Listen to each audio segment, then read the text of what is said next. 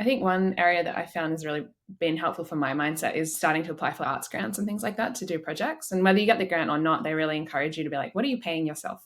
Like, how are you doing? Like, how are you living when you do this project? And formalizing that as part of your budget is like your actual personal expenses has like kind of helped just shift my mentality. And then it does also make it easier when you're getting hired in a freelance capacity to have those conversations as well, I think. Yeah, and that's a really great perspective to have on that too, because you are a business and Mm. you are running your own business and you need to approach it that way. And I think a lot of people forget that in the midst of the passion of it, that this is your job and you have to treat it in the same way as you would if you were running a conventional in quotes, business where you're a startup or, you know, your bricks and mortar store, whatever it is. You still have to pay yourself and you still have to figure out what your budget's going to be and where you're going to spend things like stuff for promotion or service or all that kind Yeah. of stuff.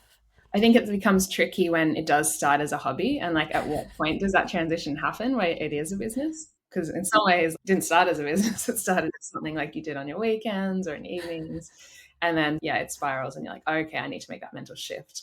Of if I'm giving up other work for this, then how do I, do that? So that's always been something that I've kind of struggled with and had to learn to do.